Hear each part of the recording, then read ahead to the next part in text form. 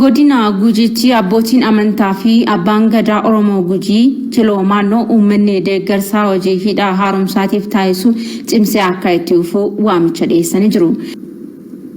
Biyyi Itoophiyaa fi hidhaa haaromsaan addaan ba'aniitti ibsan.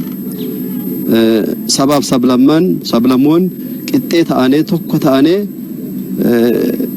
hanga xumuraatti gahee barbaachisaa ta'e bahuu qabanii akka amantaatti jechuun karri kun karra keenya karra Itoophiyaati. Yeroo dheeraatti akkanuma hawwinee ka jiraannu hawwinee akkanumaan laga kan akkamiin hojii keessa walchinaa akkamiin itti fayyadamna karra keenya jedhamee ibsamaa ture. Abbootii keenya jalqabee ibsamaa ture. Kun eenyummaa keenya kan itti ibsinu eenyummaa keenya kan itti jiru waa'ee jiruuf jireenya jiraatu dhaawudha. Waa'ee jiruuf jiraatu dhaawudha. Kanaafuu jalqabamee jira hanga dhumaatti o'inaan marti nu hirmaatee fiixaan baasuu qabna. Abbaan keenya waan lubbuu keenyaati. Abbaan dhiiga keenya.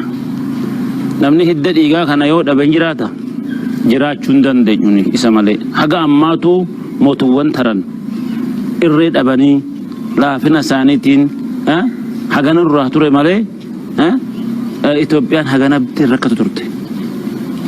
Kanammoo akka kiyyatti gara ummataa ka dabarsu ummanni Itoophiyaadhaa lubbuu isaatii isa jedhu bishaan kan tiksuun isaatii fi bishaan kan dhaabuun dirqama isaati. Bishaan kan ittisuun dirqama isaati. Bishaan kan yoo ittisa ilmeen isaan jiraatte jechaadha. Lubbuun isaan jiraatte jecha ala baheen kadhatu jecha ka'asii ka'ara dhufte kadhatti malee ni ala baanee hin kadhannu jecha. Hojiin kun faayidaa kenna, bu'aa kenna, misooma kenna, jijjiirama kenna, uummati kenna, karaa ibsee karaa hundumaan irraan hin jijjiirama waan jennu addii guddoo kanarratti hin qanna. Qabeenyi kun qabeenya kenna gubbaa oomishachuun, hidhachuun, tolfachuun hin barbaachisa. Waan hundumaan ammoo minna amantaa hojii kanaafi waan hundumaan mootummaa keenya cinaa dhaabbanne kadhannaan ta'u ganzabaan ta'u wanta barbaachisu hundaani misooma keenya faayidaa keenya waan ta'eef cinaan dhaabbanna. Itoophiyaas argachuu qabdi warri Gibxis Sudaanis warri kaanis immoo akkuma haala isaanis itti fayyadamuu qabanii kun immoo namni sadaffaa keessa seenee wanta murteessuu miti.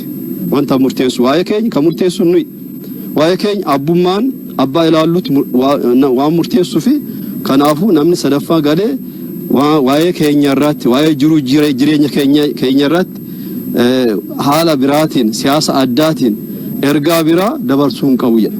Ergaa biraa dabarsuun qabu. Itoophiyaan muluun gadiin hanga olitti ho'inaan akkuma duraan goonu jecha ho'inaan hirmaachuu qabna. Ni kanarraa hoddu kan jennuwa. Ani qaallichaa namicha jedhu xiqqaa guddaan jedhu waan qabuun hirmaannee sumuna qabu itti darbannee itti fannee bishaan keenya hojiirra oolchina jedha. Hidha Abbaa jechuun waan kenna jechuudha. Nu waan namaatu hin jirru waan kennallee naan nurra gaade waan kennallee naan nurra hinaafe yoo nurra qoxxisel uummati Oromoo uummati Itoophiyaa sabaa sablammii Itoophiyaa keessa jiran akka irra hirmaatamee addaa burul akka inni xumuramee hojjetamu. Adoo nama tokkollee sodaan adoo nama tokkollee waan nu godhan jen nuti waan namaa waan hin tuqiniif waan kenna waa hojjannuuf Abbaa jechuun hidha Abbaa jechuun waan kenna hojjanne.